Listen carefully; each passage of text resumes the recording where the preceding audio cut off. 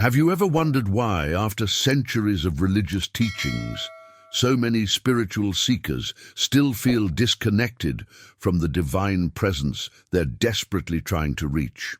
What if I told you that one of the most famous statements Jesus ever made, "I am the way, the truth, and the life," has been fundamentally misunderstood in a way that has kept millions trapped in an endless search for something they already possess? For generations, these profound words have been interpreted as Jesus, declaring himself the exclusive gateway to salvation, creating a spiritual dependency that places truth and divine connection perpetually outside ourselves. But what if this interpretation misses the entire point of what Jesus was trying to reveal? Has this ever happened to you? Hearing a spiritual teaching that feels incomplete, as if there's a deeper meaning just beyond your grasp? But before we begin, please hit the like button and let me know where in the world you're watching from today. It's always fascinating seeing who's joining us from around the globe. And if you haven't already, make sure to hit that subscribe button and turn on the notification bell so you don't miss any of our future videos. Joel Goldsmith, after decades of spiritual practice and teaching, discovered something revolutionary about this statement that changes everything. The "I am Jesus" referred to wasn't his personal identity as Jesus of Nazareth. Rather, it was the divine consciousness, the Christ, in consciousness that existed within him and exists equally within each of us right now. Think about it. What if "I am the way" wasn't Jesus pointing to himself as the only path, but rather pointing to the "I am" presence within you as your direct connection to truth? Stay with me until the end of this video, because this shift in understanding doesn't just change theology. It transforms your entire experience of spirituality. Most of us have been trained to search for truth outside ourselves, looking to external authorities, sacred texts, or spiritual teachers to show us the way. We've created elaborate systems of belief, practice, and worship, all oriented towards something we perceive as separate from ourselves. What you're about to discover might surprise you, because the revolutionary understanding is that the way, truth, and life Jesus spoke of is not something external, but the divine consciousness already present within you. This isn't just another spiritual concept to contemplate.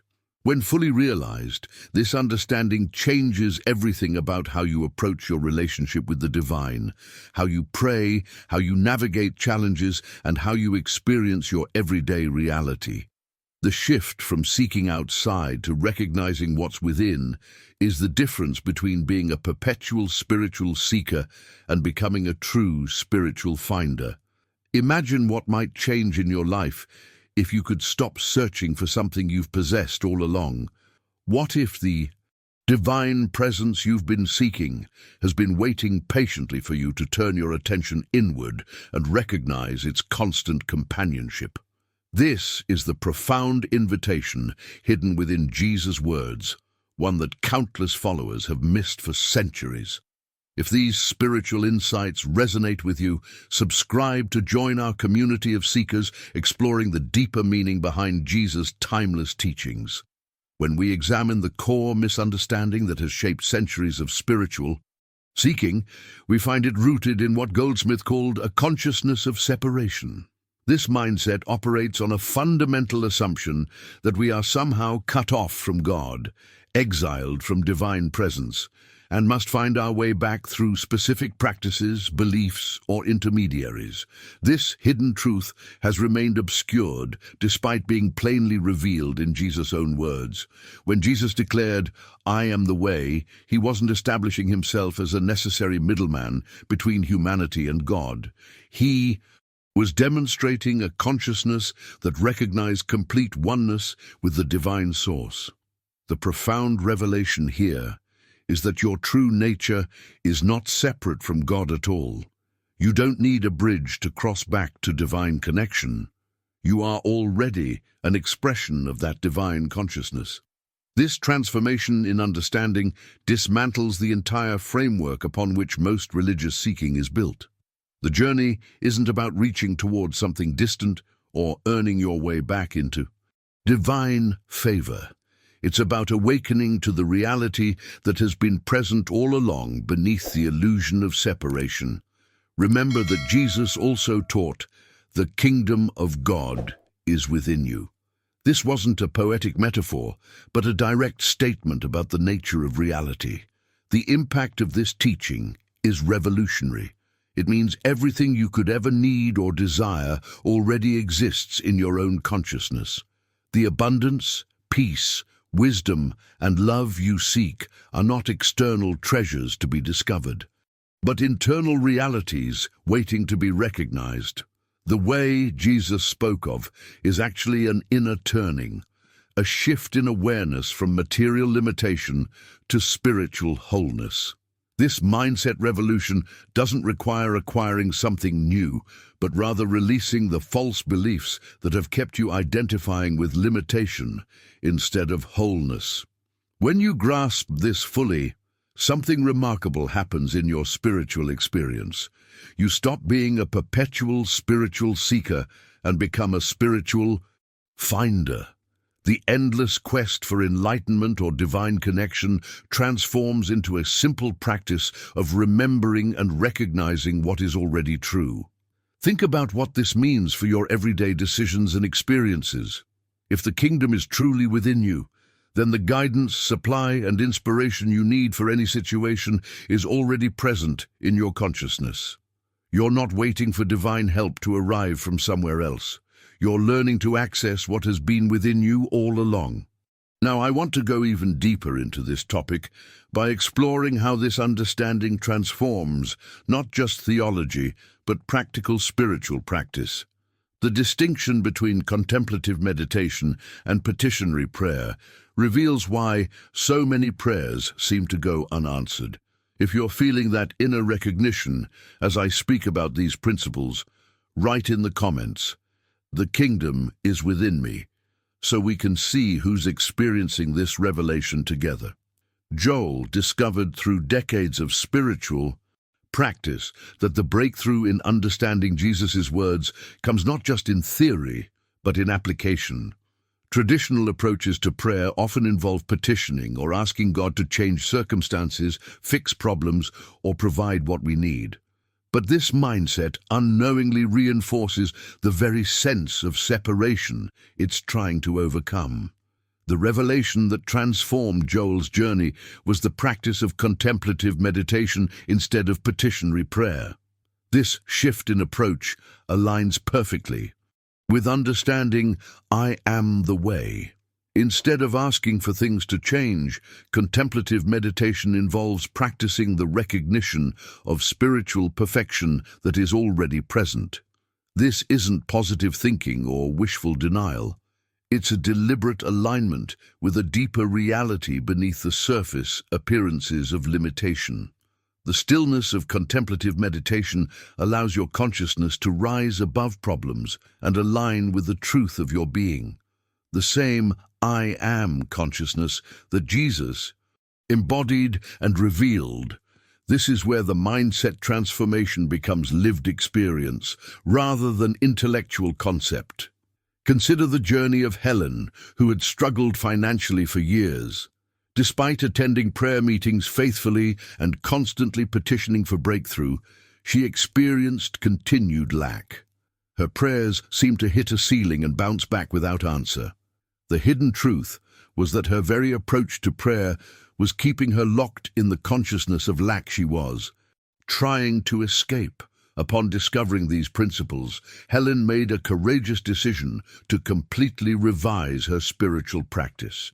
She stopped asking for money, which always reinforced the belief she didn't have enough, and started recognizing infinite substance as her true nature. This wasn't easy, especially with bills piling up and financial pressure mounting. But she committed to a daily practice of contemplative meditation from this new awareness. The revelations that followed weren't instantaneous, but they were profound. Within 3 months, unexpected abundance began flowing into Helen's life through multiple channels. A forgotten investment matured with surprising returns. A career opportunity appeared that tripled her previous income. Resources became available that had actually been there all along, but had remained unrecognized while her consciousness was focused on lack.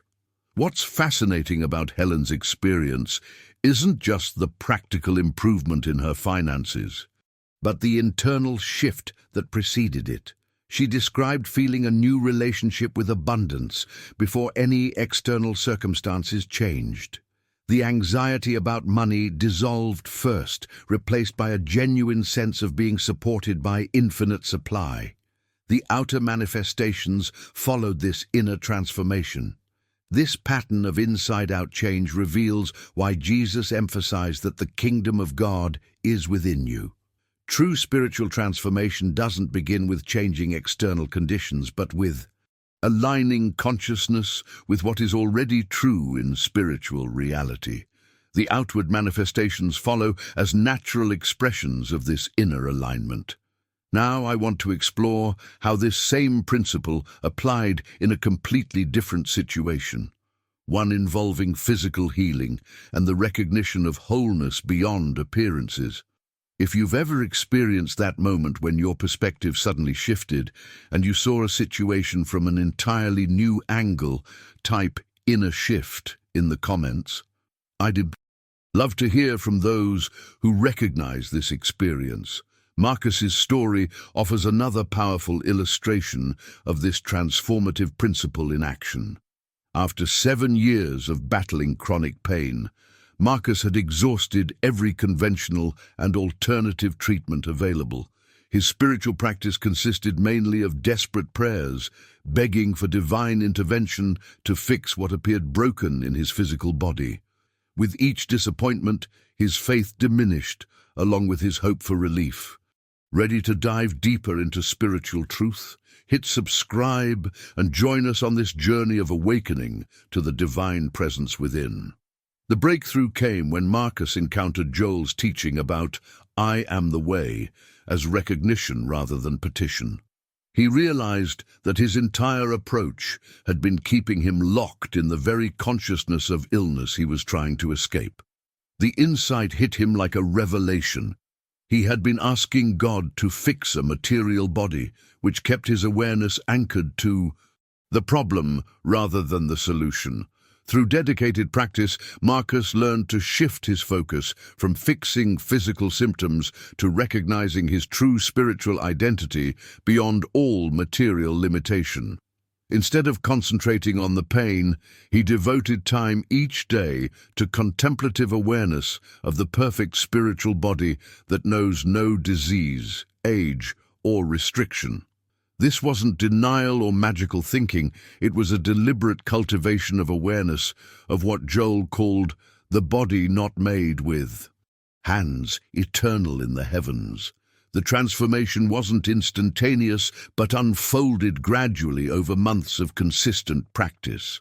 As Marcus maintained this spiritual perspective, the pain episodes became less frequent and less intense, but the most significant change occurred in his relationship to the pain itself. The fear and anxiety that had magnified his suffering dissolved, revealing an inner peace that remained stable regardless of physical sensations. He discovered that even when discomfort was present, he could access a dimension of his being that remained untouched by physical experience. Victoria's journey reveals how this same principle transforms our most intimate human relationships. After a decade of unsuccessful searching for the perfect partner through affirmations, vision boards, and conscious manifestation practices, Victoria felt increasingly frustrated and alone. Her prayers for the right relationship seemed to go unanswered despite her diligent spiritual efforts. The hidden truth Joel's teaching revealed was that Victoria had been asking from consciousness of loneliness and incompleteness. Her spiritual practice, however well-intentioned, was actually reinforcing her sense of being unfulfilled without a partner. Every affirmation, visualization, and prayer carried the energy of lack, that contradicted what she was trying to create. When Victoria embraced the understanding that I am the way, she made a courageous decision to pause her external search and focus on recognizing her own spiritual wholeness first. Rather than seeking someone to complete her, she devoted several months to contemplative practices that helped her experience the love and completeness that were already present within her divine nature. As she stopped searching desperately and started living fully from her current state of wholeness, something remarkable happened. Within 8 months, she naturally connected with Jonathan at a community event she attended simply for joy, not as a hunting ground for potential partners. Their relationship developed organically, founded on 2 whole individuals choosing to share life rather than 2 incomplete people seeking to fill each other's emptiness. What both Marcus and Victoria discovered was that true healing and fulfillment come not from getting something we lack, but from recognizing what we already are. Let's explore how specific contemplative practices can help us embody this understanding in everyday life.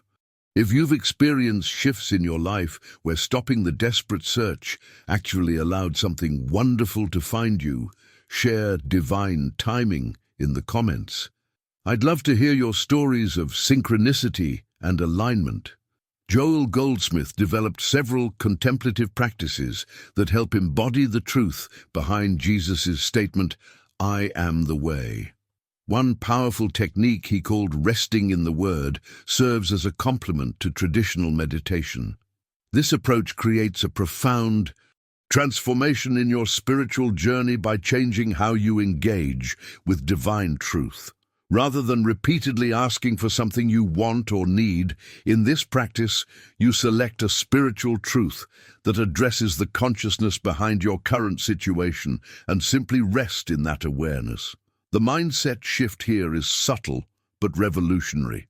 For example, instead of asking for financial abundance, you might rest in the truth. I am the expression of infinite supply. Instead of begging for healing, you might contemplate, I am the embodiment of divine wholeness. What makes this practice different from affirmations or positive thinking is that you're not trying to convince yourself of something you don't believe. You're allowing a spiritual reality that is already true to penetrate your awareness more deeply. It's not mechanical repetition, but marinating in divine reality until it becomes real to you. Think of it as steeping yourself in truth, like a tea bag in hot water, until your consciousness is infused with it. The revelations that emerge from this practice often appear as intuitive insights, moments of clarity, or sudden releases of long-held limitations. Many practitioners describe it as truth thinking them, rather than them thinking about truth. This receptive approach aligns perfectly with Jesus' teaching that I am the way. You're not creating the way through mental effort, but allowing the way to reveal itself through your receptive awareness. Another powerful dimension Joel uncovered was what he termed impersonal prayer. This approach represents a paradigm shift from conventional spiritual practice. Most of our prayers and meditations remain intensely personal, focused on my problems, my health, my finances, and my relationships. This personal focus actually limits what can be received because it keeps consciousness small and self-centered. Impersonal prayer expands your awareness beyond personal concerns to recognize spiritual principles that are true for everyone, everywhere. Instead of praying for your healing, you might recognize that wholeness is the nature of all being. Rather than asking for your supply, you acknowledge that infinite abundance flows through all expressions of life. By acknowledging I am the way as a universal truth rather than a personal possession, you rise into universal consciousness where all good is established. What makes this practice so powerful is its counterintuitive nature. The journey inward to universal truth actually produces more tangible results than desperate personal petition. From this elevated awareness, your personal experience naturally reflects the universal truth you've recognized. not because you forced it, but because you aligned with it. These contemplative approaches gradually shift your relationship with life itself. Problems that once seemed overwhelming begin to lose their power as you view them from expanded consciousness. Solutions appear not through frantic searching, but through the natural unfoldment of wisdom that was always available within. This is the practical impact of understanding I am the way, as Jesus intended. The practice of releasing attachment to specific outcomes represents another crucial aspect of this spiritual journey. If you've experienced moments where truth seemed to find you rather than you finding it, share Truth Revealed in the comments. I'm curious how many of you have felt that unmistakable sense of revelation. One of the most powerful barriers to experiencing I am the way is what Joel identified as our attachment to mental pictures. When approaching any situation, your human mind automatically creates specific images of how answers should look, when they should arrive, and what form they should take. These mental blueprints, though seemingly helpful, actually become invisible barriers that prevent you from receiving what divine intelligence is providing. Think about it this way. If you've decided exactly how your healing, abundance, or relationship must manifest, you've essentially closed yourself to infinite possibilities that might express in ways far beyond your current imagination. The blueprint approach is like telling the ocean it can only flow through a particular channel you've designed, rather than allowing its natural movement to create pathways you couldn't conceive. This is where the journey of transformation becomes particularly challenging. We've been conditioned to believe that clarity means knowing exactly what we want and how it should appear. The spiritual maturity Joel discovered involves holding our desires with open hands rather than clenched fists. This doesn't mean abandoning preferences or becoming passive. It means presenting your need or question to divine consciousness, then stepping back to remain receptive to how the answer unfolds. The hidden truth here is that divine intelligence has infinite ways to provide what you need, but if you're demanding one specific path, you close yourself to countless other possibilities. Joel often observed that divine provision comes in forms we don't expect through channels we didn't anticipate. Your mental pictures limit the infinite to your finite imagination. This insight leads naturally to what Joel considered the ultimate spiritual attainment, living by grace. This represents a fundamental shift from trying to make things happen through human effort to recognizing that divine action never ceases. The revelation behind I am the way is that you don't have to convince divine presence to act. It is already being all, doing all, and providing all. Your role shifts from effortful striving to receptive allowing. This mindset revolution transforms how you navigate everyday life. Living by grace means moving through your day with the awareness that infinite intelligence is already governing every situation. You're not alone trying to figure everything out through limited human reasoning. You do your part with wisdom and diligence, while trusting there's a divine component working through and beyond your efforts to produce results you couldn't achieve alone. When challenges arise, as they inevitably will, instead of frantically asking for intervention, you pause to recognize that divine intelligence is already present with wisdom beyond your understanding. Your prayers shift from desperate petition to receptive awareness. This isn't passive resignation, but active participation with a power greater than your individual self. Joel himself embodied this approach throughout his later years. He didn't anxiously ask for guidance before every decision or frantically seek divine help only during crises. He lived in continuous communion with divine intelligence, trusting that he would know what to do when action was required.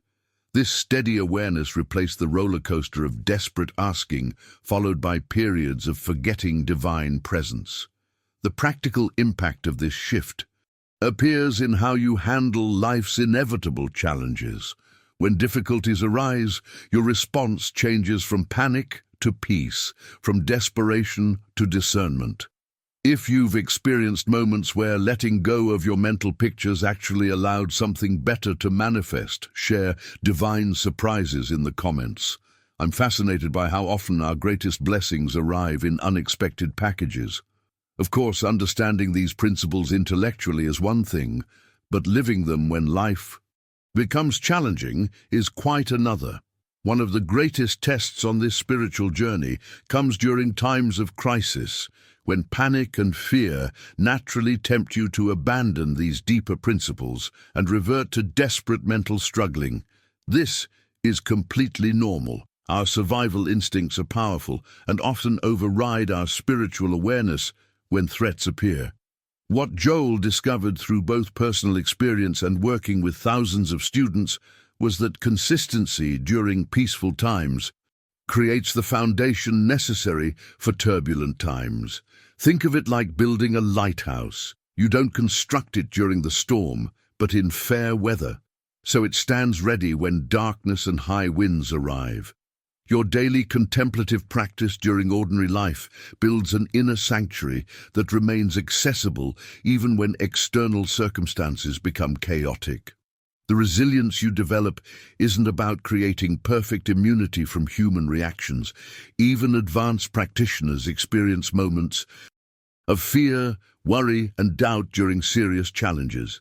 The difference lies in your ability to recognize when you've slipped into reaction mode and gently return to spiritual awareness. When you catch yourself reverting to panic, simply pause, take a breath, and deliberately shift your attention to the silence where divine presence can be recognized even amid apparent chaos. This breakthrough ability to maintain awareness of "I am the way" during difficulties doesn't happen overnight. It develops gradually through consistent practice, much like building any skill. Each time you successfully navigate a small challenge from spiritual awareness rather than reactivity, you strengthen your capacity to handle larger situations from that same centered place. The ultimate revelation at the heart of Jesus' teaching, what Joel called the mystical experience, is discovering that you yourself are the way, the truth, and the life.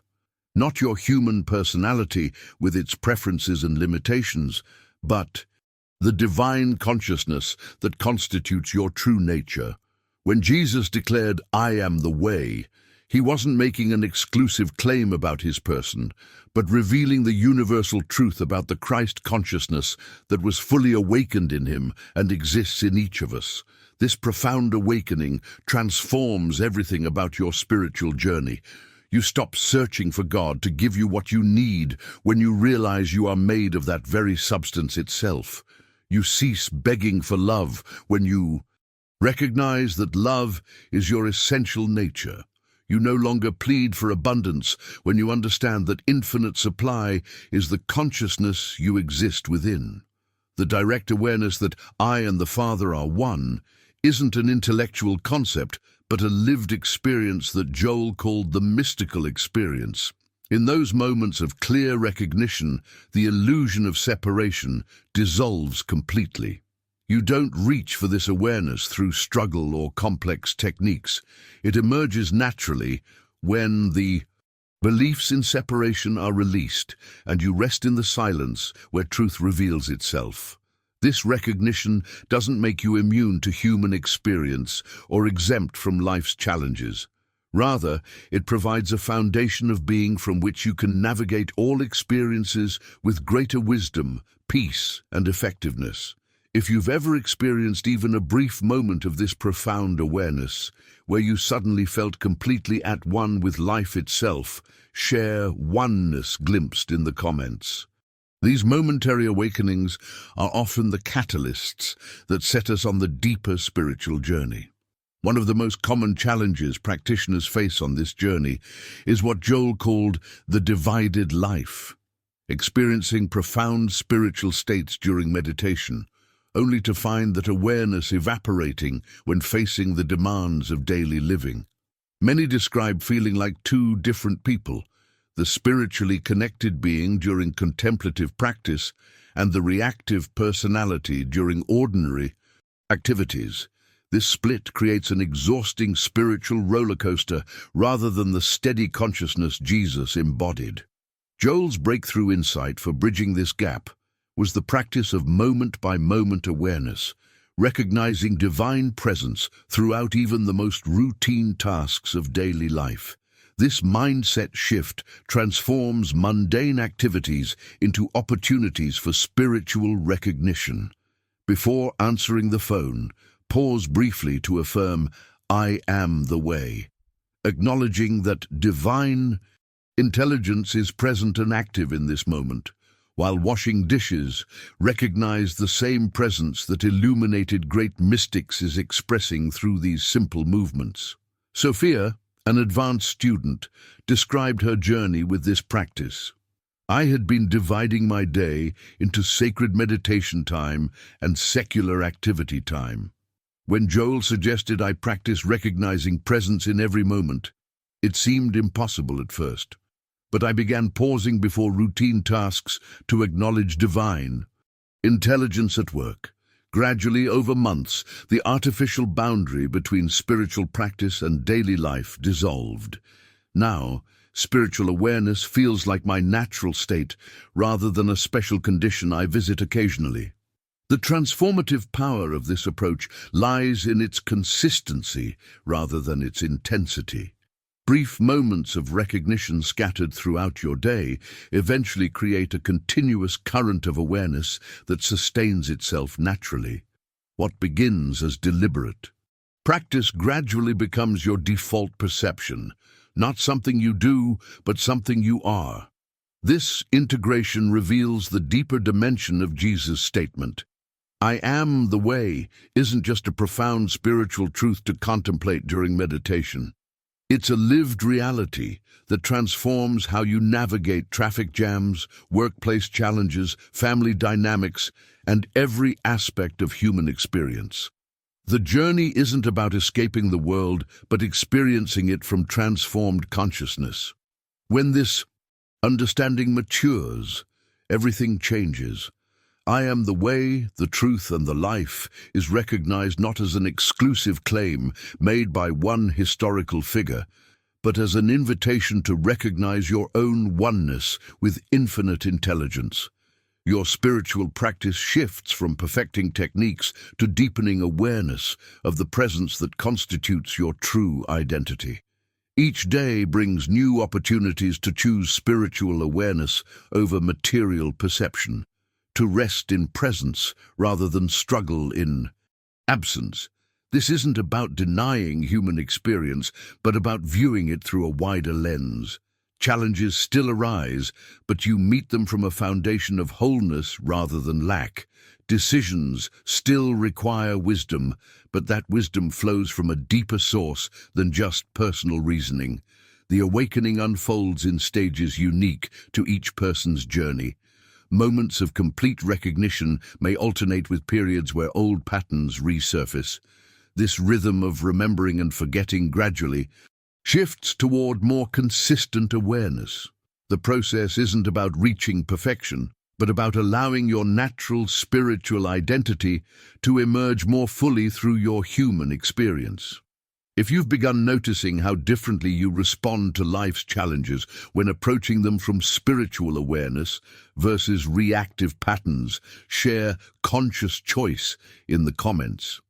I'm curious how many are actively practicing this transformative shift in daily situations. As we come to the close of our exploration, I'm struck by how profoundly simple yet life-changing this understanding truly is. When Jesus declared, "I am the way, the truth, and the life," he wasn't establishing exclusive access to divine connection. He was illuminating the path we all share, revealing the consciousness available to each of us in this very moment. This journey of recognizing the divine presence as your own true nature never ends. Each day brings fresh opportunities to choose awareness over reactivity, to remember rather than forget, to live from the I am consciousness rather than the separated self. And while the path is uniquely your own, there's immense value in walking it alongside others who recognize these same truths. If you've felt a resonance with these teachings, if something within you has responded with recognition rather than just intellectual interest, I'd love for you to be part of our growing community of spiritual explorers. Subscribe to join us on this journey of awakening as we continue exploring the timeless wisdom that transforms how we experience life itself. If this message found its way to you at exactly the right moment, as spiritual truth often does, let me know by commenting "Divine Timing" below. Your experiences and insights enrich our collective understanding, and I genuinely love connecting through your comments. If you found value in today's exploration, a simple like helps these teachings reach others who might be searching for precisely this, understanding at precisely their right moment. It's a small gesture that creates ripples of positive impact. There's another dimension of this teaching I've explored in a video right here about how to maintain spiritual awareness during life's greatest challenges. Click and continue with me there as we deepen this practice together. Until next time, remember, the way, the truth, and the life is not something to seek, but something to recognize as the very essence of who you are.